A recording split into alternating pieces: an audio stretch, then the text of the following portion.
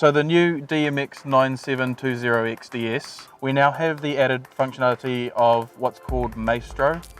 The Maestro has support for being able to do things like have the gauges come through from your engine control unit. It'll be able to show you exactly what's going on in your vehicle at any given time.